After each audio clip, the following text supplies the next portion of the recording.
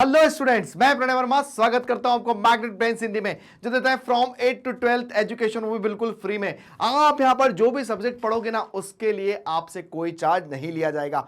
100% free education platform है। यहां पर आपसे ऐसा भी नहीं बोला जाएगा कि आप लोग कुछ वीडियो देखो, उसके बाद फिर आप चार्ज दो, फिर आगे की वीडियो आपके पास आएंगे। बिल्कुल नहीं, 100% फ्री मतलब 100% फ्री। यहां पर आज हम करने जा रहे हैं कक्षा 8वीं की गणित बिहार बोर्ड से हिंदी मीडियम में, और आज करेंगे इसका अध्याय 8.1 मतलब प्रश्नावली 8.1, और हमारे अध्याय का नाम है राशियों की तुलना।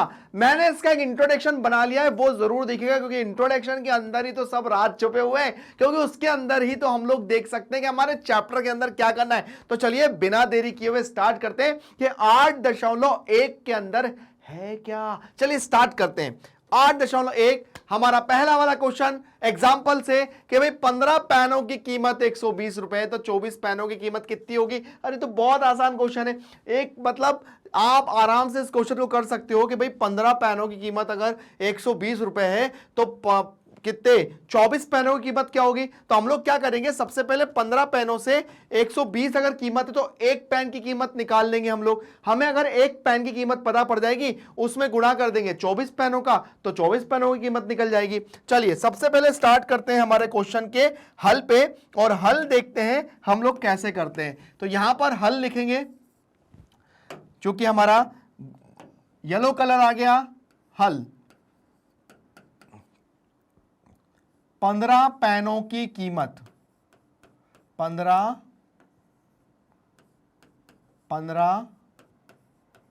पेनों की कीमत, 15 पेनों की कीमत कितनी है भाई, 120 रुपए। 120 रुपए। एक पेन की कीमत, एक पेन की कीमत, एक पेन की कीमत क्या हो जाएगी भाई, यहां हो जाएगा 120 बटा 15, तो 15 अट्ठे 120। एक पेन की कीमत हो गई भाई 8 रुपए, है ना। एक पेन की कीमत हो गई 8 रुपए। फिर उसके बाद लिखेंगे अतः 24 पेनों की कीमत, तब लिखेंगे 24 पेनों की कीमत, 24 पेनों की कीमत, तो ये हो जाएगा 24 गुणा 8, तो 8 चौको 32 की 2 हासिल का 3, 8 दूनी 16, 17 18 19।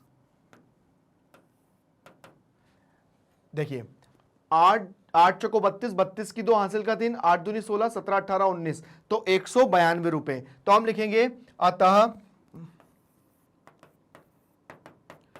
24 पेनों की कीमत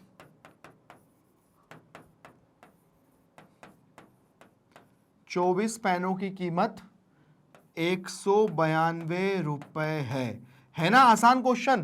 तो यहां से हमने क्या करा था, पहले जो 15 के पेनों की कीमत 120 रुपए थी, तो यहां से हमने एक पेन की कीमत निकाल ली, तो एक पेन की कीमत 8 रुपए थी, है ना। अब उसके बाद यहां पर हमने क्या करा, तब 24 पेनों की कीमत कितनी हो जाएगी, 24 इंटू 8 तो 192। तो यहां पर बहुत आसान सा क्वेश्चन था जिसको हमने सॉल्व किया। आगे बढ़ते हैं अपने अगले क्वेश्चन की तरफ, देखते हैं अगला क्वेश्चन क्या है।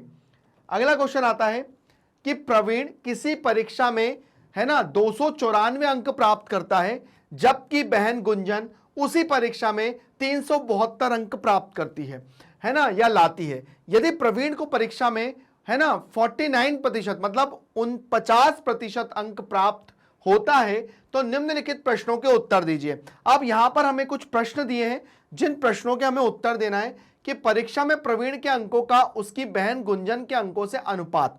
ठीक है, तो चलिए सबसे पहले हम लिखते हैं प्रवीण के परीक्षा में अंक। पहला वाला पॉइंट करेंगे यहां पर हम लोग,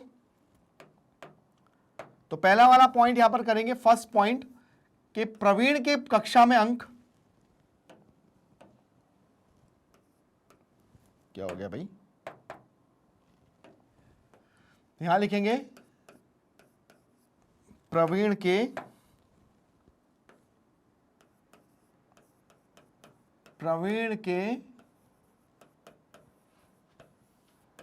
कक्षा में अंक।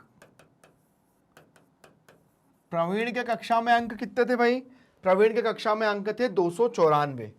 ठीक है, 294 है ना। और उसके बाद बहन गुंजन के परीक्षा में अंक, बहन गुंजन के परीक्षा में अंक, परीक्षा में क्या कक्षा में, परीक्षा में है ना। और प्रवीण के भी परीक्षा में, मैंने कक्षा में लिख दिया, परीक्षा होगा। तो परीक्षा में अंक कितने हैं भाई गुंजन के, तो गुंजन के हो जाएंगे यहां पर आपके 372। अब उसके बाद क्या बोला है कि प्रवीण में परीक्षा में प्रवीण के अंकों का उसकी बहन गुंजन के अंकों का अनुपात, तो हम लिखेंगे प्रवीण और उसकी बहन के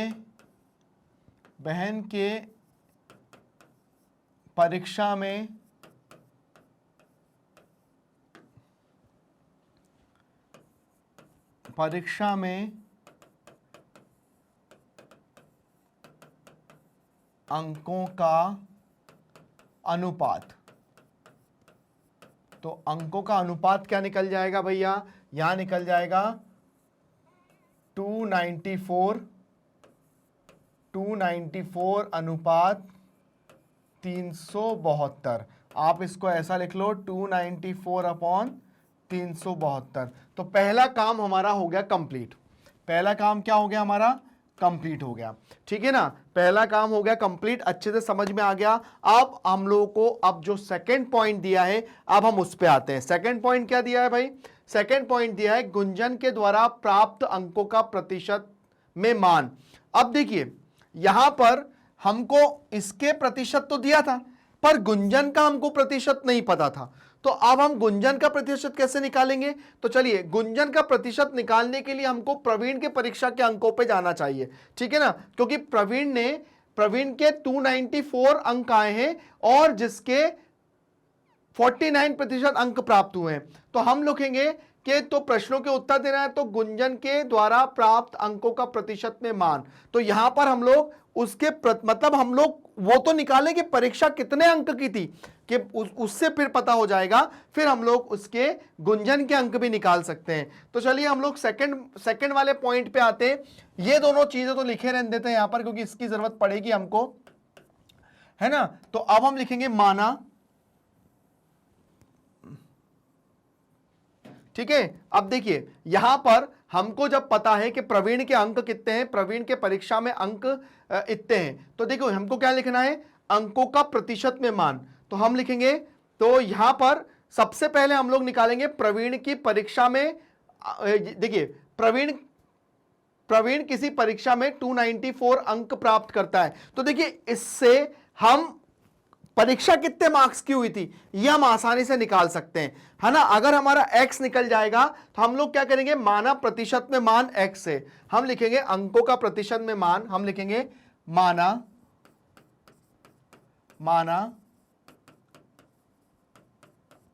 माना ऐसा लिख लेते हैं कि गुंजन के द्वारा प्राप्त अंकों का प्रतिशत में मान, माना परीक्षा का अंक हम लिखेंगे, माना परीक्षा के अंक x ले लेंगे, ठीक है। परीक्षा के अंक मतलब टोटल जो परीक्षा जितने की हुई वो हो जाएगी यहां पर x, ठीक है ना। वो क्यों हो जाएगी, क्योंकि यहां पर तभी तो हमें पता पड़ जाएगा कि भाई परीक्षा कितने में से हुई थी।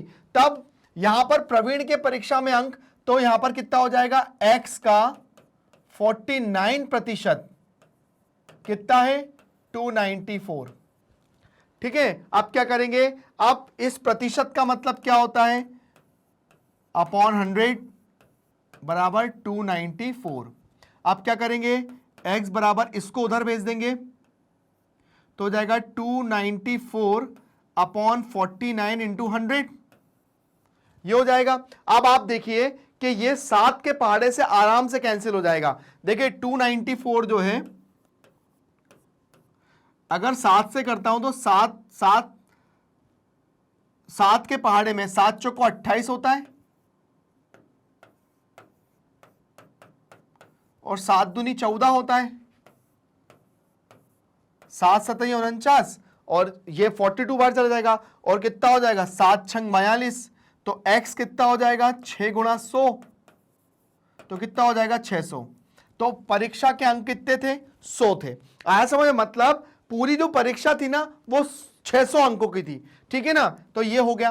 अब उसके बाद हमको क्या निकालना है, हमको निकालना है कि गुंजन के द्वारा प्राप्त अंकों का प्रतिशत। तो हम लिखेंगे अतः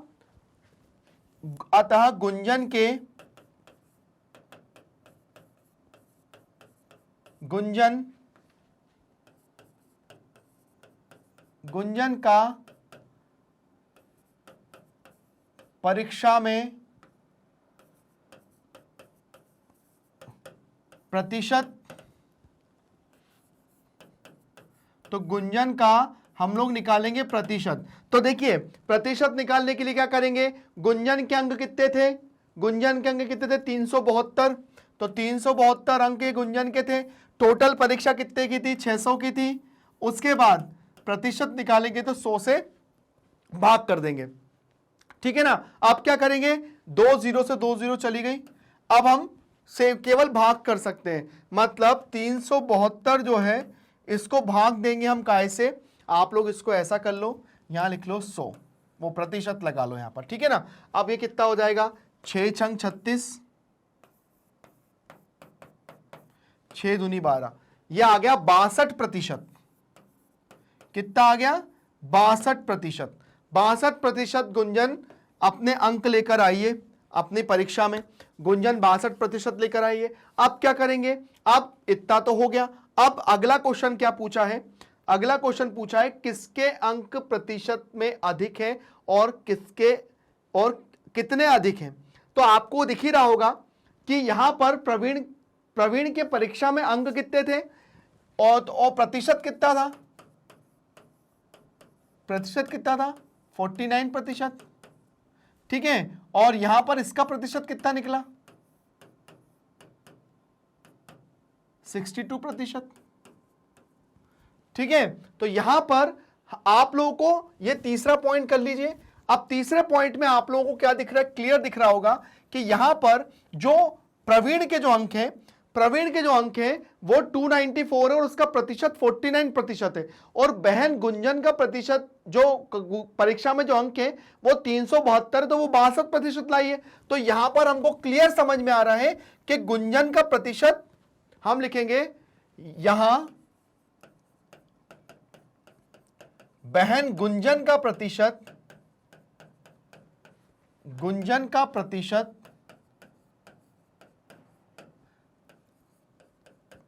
प्रवीण के प्रतिशत से,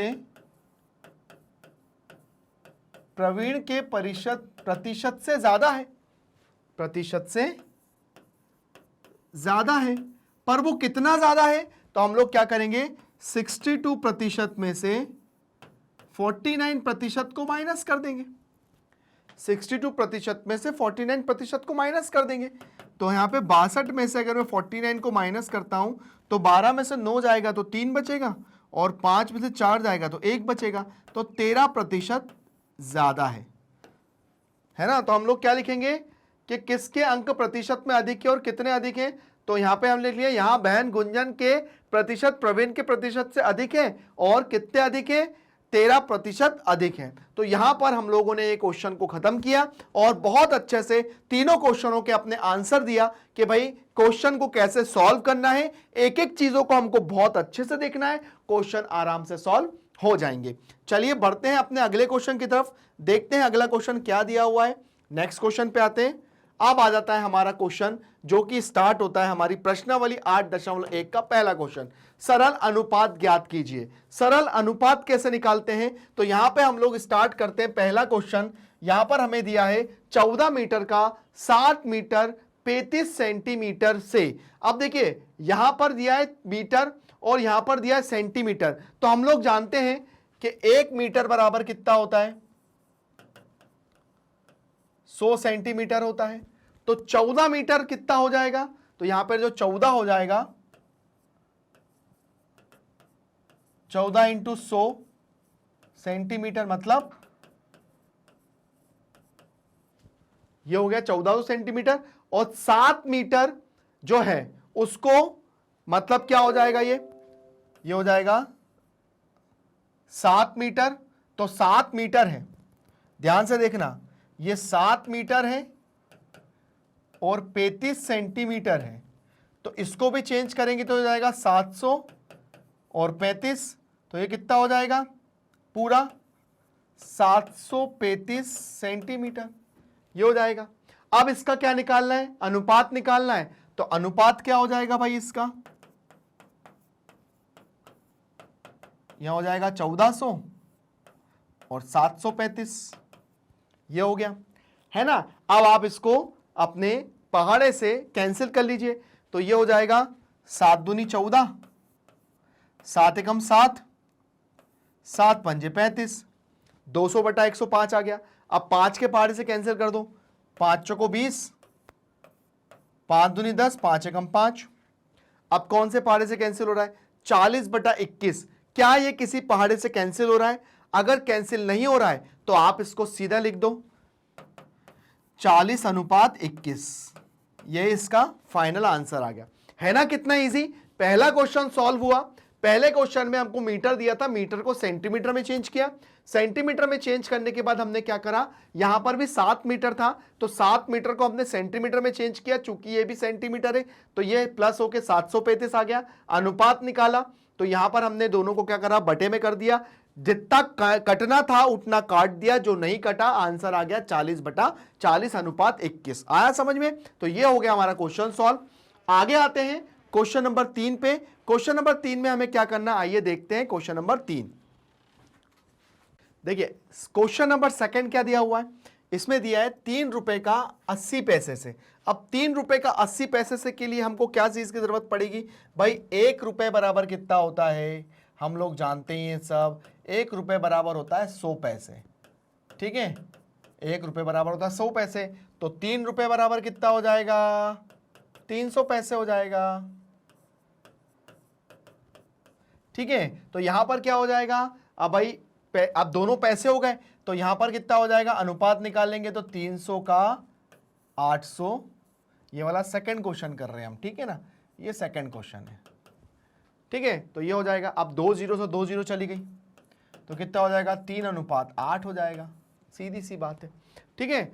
अब उसके बाद करेंगे अगला question, question number 3। Question number दिया है 150 किलोग्राम का 250 किलोग्राम, वो 210 किलोग्राम से, तो ये है 150 किलोग्राम और ये दिया है 210, तो ये भी किलोग्राम। अनुपात निकालना है तो यहां पर हम लोग क्या करेंगे, वही चीज, हम लोग 0 से 0 कैंसिल हो जाएगा। अब कितना हो जाएगा भाई, ये हो जाएगा 3 पंजे 15 और 3 सत्ते 21, तो ये हो जाएगा 5 अनुपात 7, ये अनुपात हो गया। उसके बाद निकालेंगे चौथा वाला क्वेश्चन, तो चौथे वाले 2 घंटे का, देखिए 2 घंटे का मतलब जानते हो क्या होता है, 2 घंटे का मतलब 1 घंटे में 60, तो 2 घंटे में 120 मिनट, तो यहां हो जाएगा 120 मिनट और ये हो जाएगा 50 मिनट, तो 0 से 0 कैंसिल हो गई तो 12, ये हो जाएगा। तो यहां पर हमारा 12.5 हो गया, तो 12 अनुपात 5 हो गया। तो यहां पर किस तरह से क्वेश्चन सॉल्व करने, अनुपात में अगर कैंसिल हो रहा है तो कैंसिल करिए, नहीं कैंसिल हो रहा है तो यहां पर आप उसको आराम से, आप लोग यहां पे मिनट लिख दीजिए तो अच्छा दिखेगा।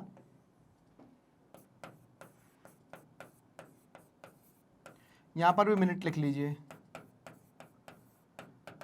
तो 12 अनुपात 5, क्योंकि 0 से 0 कैंसिल हो गया, यह आपका हो गया। तो पहला क्वेश्चन बहुत इजी था जो कि हमने खत्म किया, बहुत अच्छे क्वेश्चंस थे। आगे बढ़ते हैं, देखते हैं आगे क्वेश्चन क्या दिया हुआ है, करते हैं।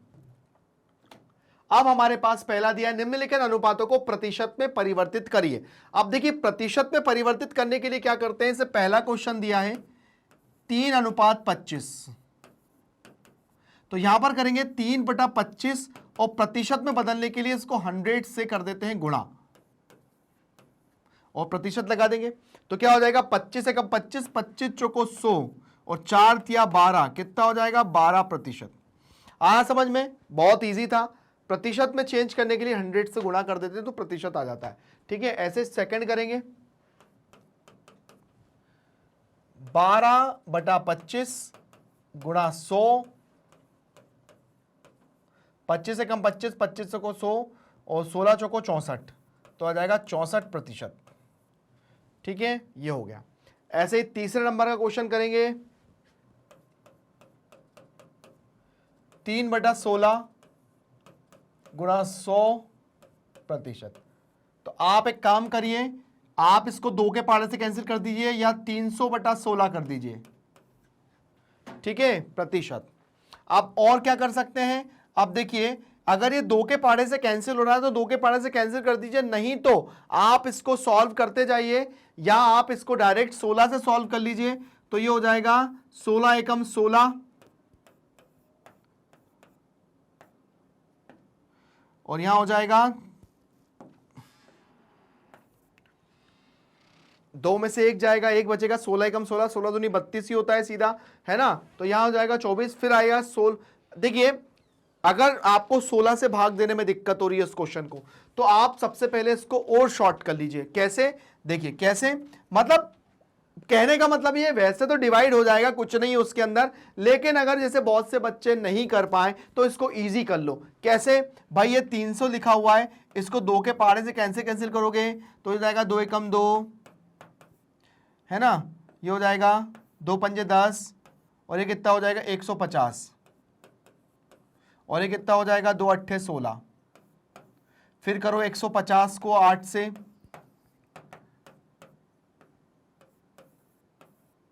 तो ये क्या हो जाएगा भाई, ये हो जाएगा अपना, फिर 2 से करेंगे तो 2 सत्ते 14, 2 पंजे 10 और 2 चौको 8।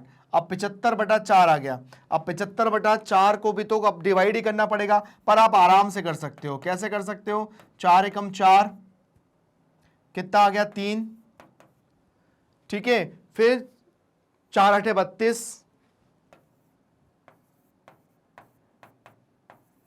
पॉइंट लगाया, 0 बढ़ाया, फिर 4 छका 24, 4 सत्ते 28,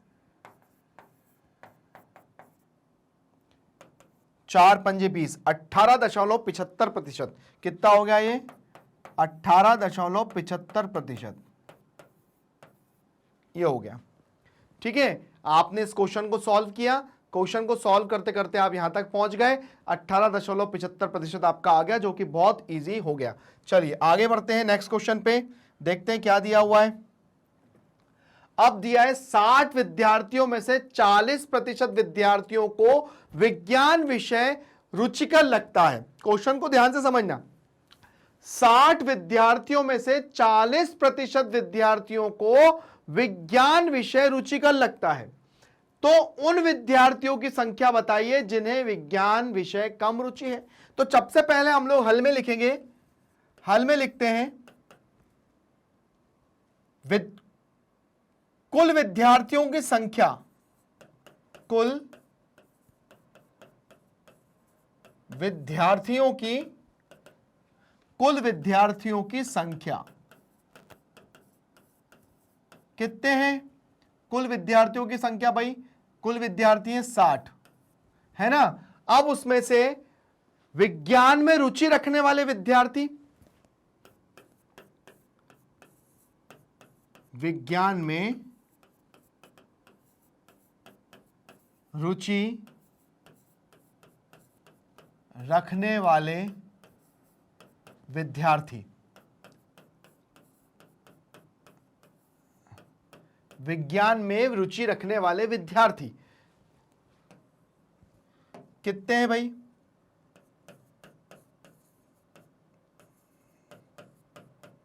तो हो जाएंगे ये 40%। ठीक है, अब देखिए ये तो दिया है 40%, लेकिन मुझे ये तो पता पड़ जाए कि एक्चुअल विद्यार्थी कितने हैं। तो हम लिखेंगे यहां पर विद्यार्थियों की संख्या, रुचि रखने वाले विद्यार्थियों की संख्या, रुचि रखने वाले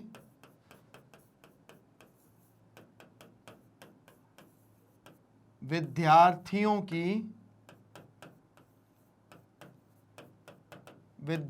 की संख्या।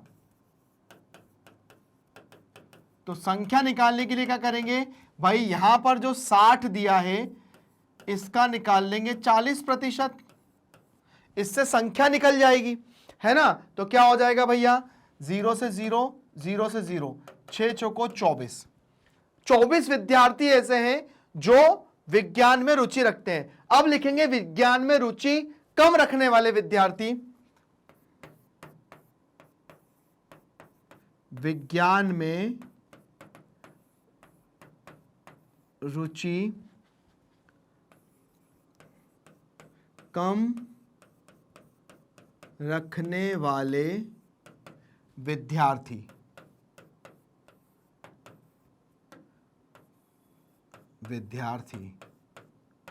तो कुल विद्यार्थी कितने थे, 60। 60 में से हम उन विद्यार्थियों को माइनस कर देंगे जो रुचि रखते हैं। तो कितना हो जाएगा भैया, 10 में से 4 गए तो 6 बचा, 5 में से 2 गया तो 36 बचा। तो हम लोग लिखेंगे अतः जिन्हें विज्ञान विषय में कम रुचि है, तो हम लिखेंगे अतः 36 विद्यार्थियों को विज्ञान में कम रुचि है। हम लिखेंगे अतः 36 विद्यार्थियों को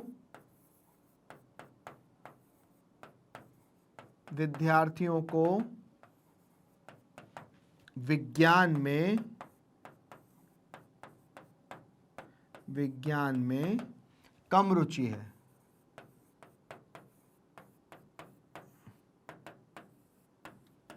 है ना। अब इस क्वेश्चन का पूरा कॉन्सेप्ट समझो।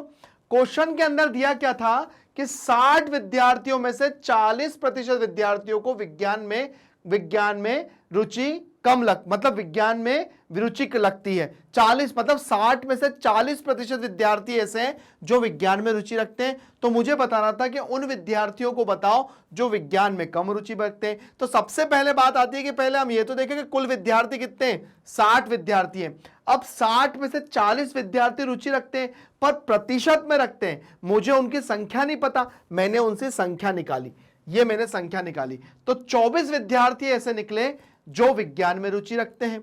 ठीक है, अब मुझे निकालना क्या था, वो विद्यार्थी जिनको जो रुचि नहीं रखते हैं। तो हमने क्या करा, 60 में से 24 को माइनस कर दिया तो 36 आ गया। तो हम लोग लिखेंगे 36 विद्यार्थी ऐसे हैं जो रुचि नहीं रखते हैं। अगर मैं 36 और 24 को प्लस कर दूंगा तो मेरे 60 विद्यार्थी आ जाएंगे टोटल। तो ये क्वेश्चन हमारा खत्म हुआ, जो कि बहुत ही स्वीट क्वेश्चन था। आगे बढ़ते हैं अपने अगले क्वेश्चन की तरफ, देखते हैं क्वेश्चन के अंदर क्या दिया हुआ है। नेक्स्ट क्वेश्चन पे आते हैं। हमें दिया है किसी परीक्षा में उत्तीर्ण होने के लिए एक परीक्षा को पूर्णांक के 33% अंक प्राप्त करने हैं। उसे 225 अंक मिले जो 33% से 6 अंक कम थे। बताइए परीक्षा में पूर्णांक क्या था। देखिए सबसे पहली बात मैं आपको बता दूं, यह परीक्षा का पूर्णांक क्या होता है।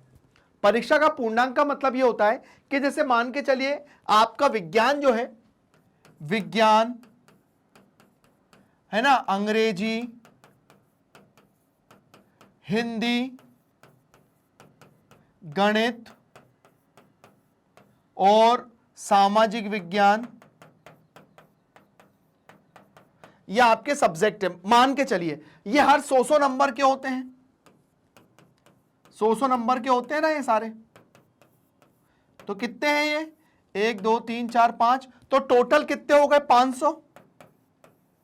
अब 500 में से आप 225 लेकर आओ या 500 में से आप, लेकिन 100 में से पासिंग मार्क्स कितनी जरूरत पड़ती है।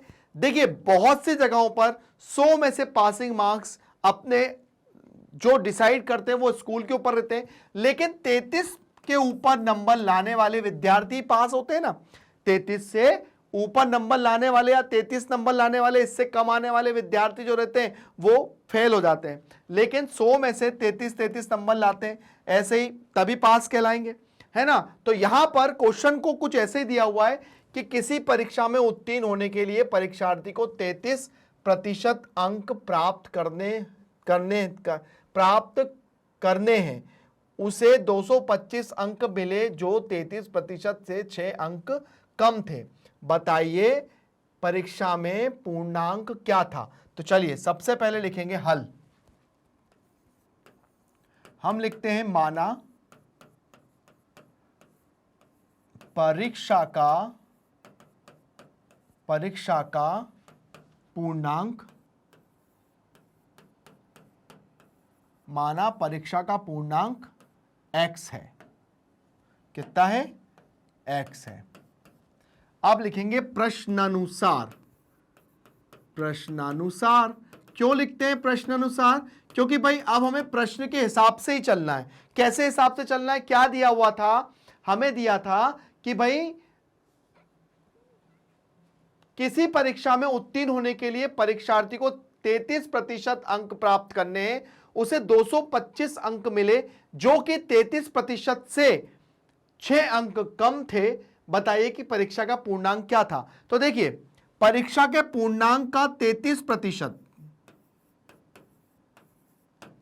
6 कम है। कितने कम है? 6 अंक कम है। और अंक कितने हैं? 225। ठीक है, तो चलिए अगर x निकल जाएगा तो हमें परीक्षा का पूर्णांक पता पड़ जाएगा। तो यहां क्या लिखेंगे? x गुणा 33/100 माइनस 6 बराबर 225। -6 को उधर भेज दो तो x गुणा 33/100 बराबर 225 प्लस 6। तो कितना हो जाएगा भैया? तो x गुणा 33/100 और ये हो जाएगा 6 और 5 11, 11 की 1 हासिल का 1, तो यहां पे हो जाएगा 3 और यहां हो जाएगा 2, 231। अब क्या करेंगे? अब x को यहीं रखेंगे, 231 बराबर के उधर, ये जो संख्या है वो भाग में है, बराबर के उधर जाके गुणा में हो जाएगी, और ये संख्या जो गुणा में है वो नीचे आके भाग में हो जाएगी। आया समझ में? अब क्या करेंगे? अब हम इसको 11 के पहाड़े से कैंसिल कर देंगे। कैसे? 11 दूनी 22, 11 एकम 11, 11 तिया 33 और 3 सत्ते 21। तो x बराबर कितना हो गया? 700। तो यहां पर कितना हो गया? परीक्षा का जो पूर्णांक है वो हो जाएगा 700। ठीक है, हम लिखेंगे अतः परीक्षा का पूर्णांक, अतः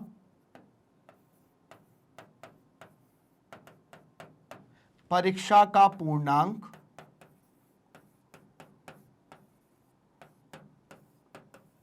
700 है।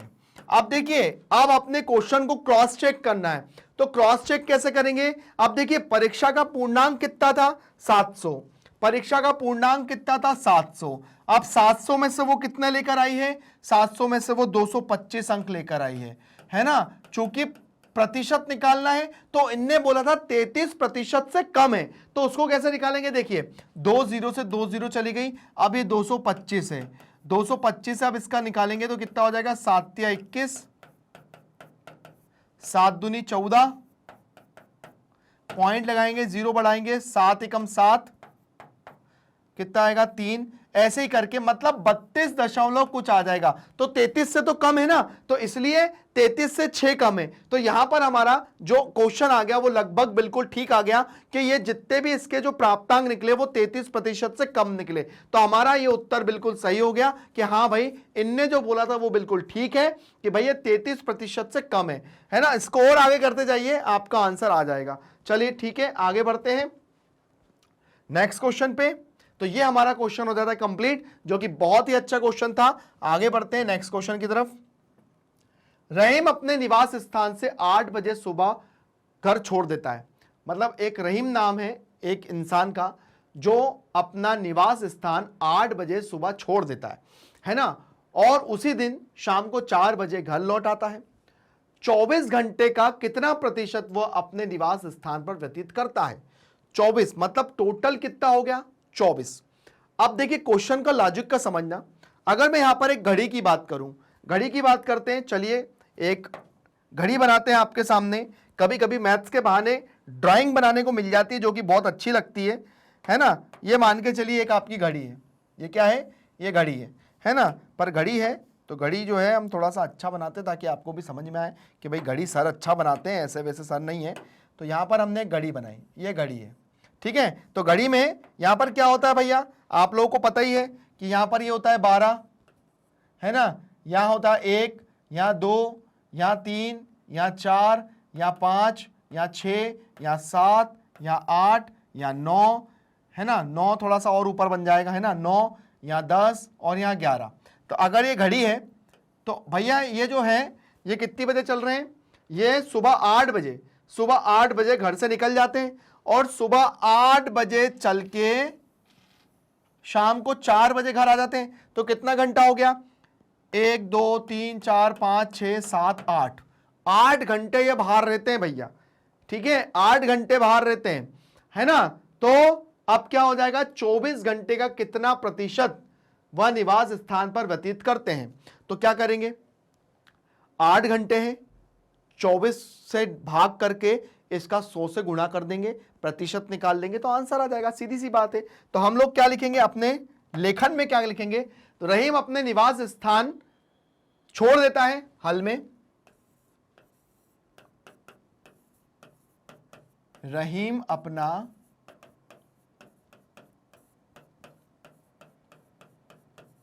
निवास स्थान छोड़ता है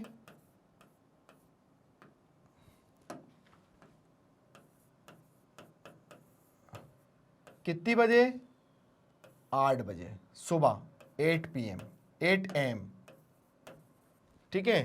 उसके बाद उसी दिन शाम को, उसी दिन लौट कर आता है,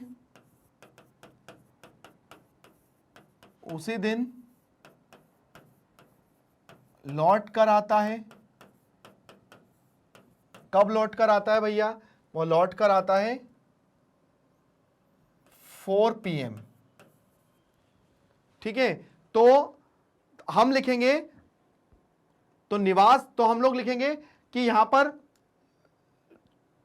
24 घंटे का वो कितना प्रतिशत वो अपने निवास स्थान पर व्यतीत करता है ना, मतलब वह 24 घंटे का कितना प्रतिशत वो अपने निवास स्थान पर व्यतीत करता है। मतलब अपने निवास स्थान पर मुझे बताना है कि देखिए कितनी देर बाहर रहा वो, सुबह 8 बजे से लेके 4 बजे तक वो बाहर रहा, ठीक है। लेकिन वो निवास स्थान पर कितना रहा आपने, देखो सुबह 8 बजे से लेकर शाम को, क्या लिखा था, सुबह 8 बजे से लेकर शाम दिन को 4 बजे तक, दिन को 4 बजे तक वह घर लौट आता है, सुबह 8 बजे जाता है और शाम को 4 बजे लौट आता है। तो देखिए यहां पर सुबह 8 बजे से जाता है तो 8 बजे से लेकर शाम को 4 बजे तक तो घर के बाहर रहता है ना, घर के बाहर रहता है। अब देखिए 4 बजे से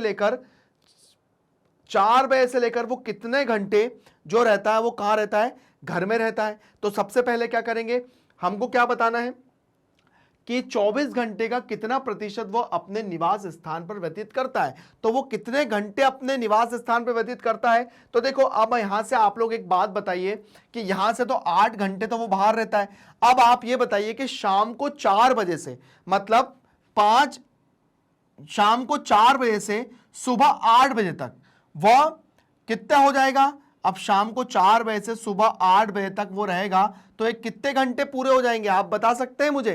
तो उसी हिसाब से यहां पर पता पड़ जाएगा कि वो कितने घंटे घर में रहता है। तो देखिए यहां पर आप एक बात बताइए मुझे, थोड़ा सा समझिए कि यहां पर उसने घर पे कितने घंटे बताए, थोड़ा सा दिमाग लगाइए, फिर मैं आपको बताता हूं इस क्वेश्चन के अंदर लॉजिक क्या है।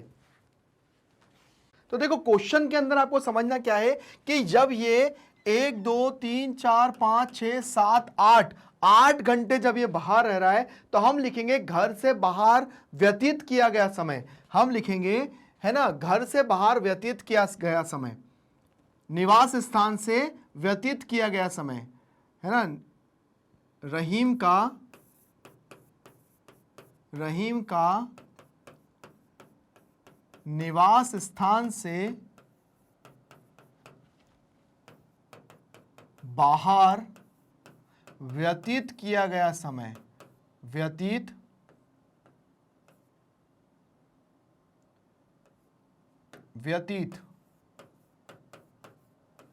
व्यतीत किया गया समय,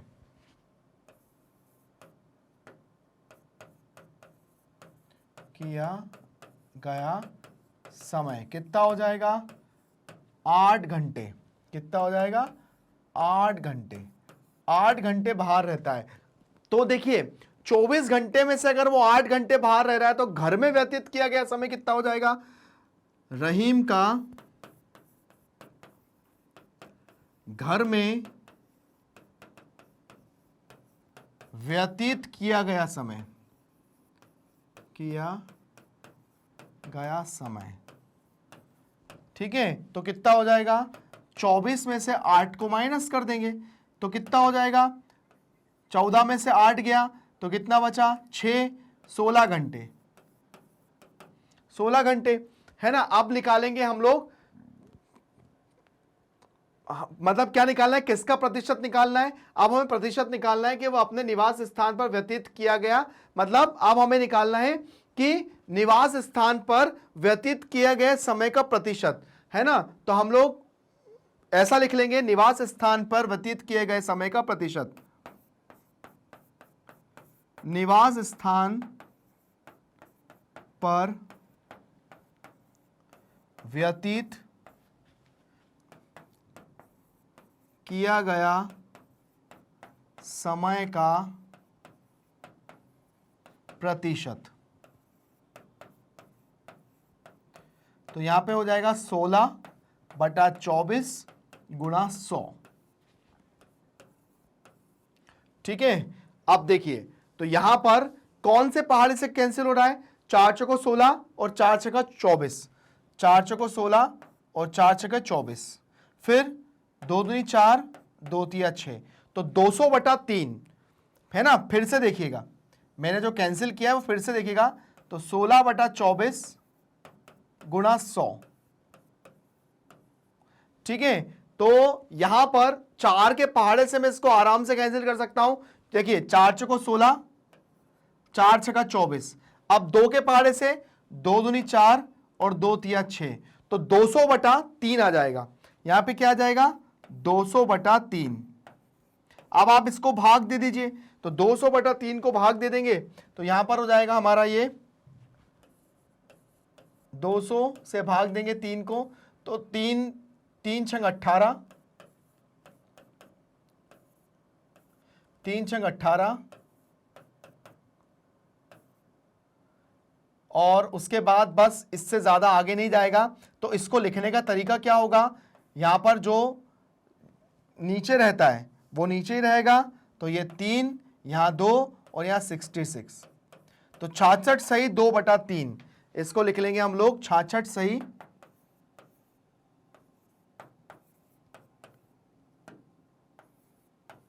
ठीक है।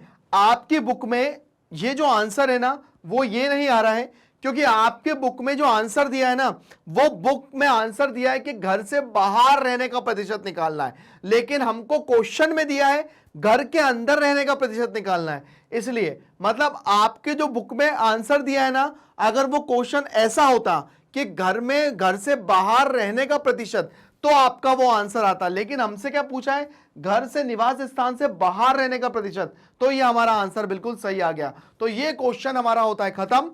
आगे बढ़ते हैं अपने क्वेश्चन की तरफ, देखते हैं अगला क्वेश्चन क्या है, उसको करने का तरीका कैसा है। चलिए बढ़ते हैं अगले क्वेश्चन की तरफ। पहली संख्या दूसरी से 20% अधिक है, तो दूसरी संख्या पहली संख्या के कितना प्रतिशत कम है? तो चलिए सबसे पहले हल लेते हैं,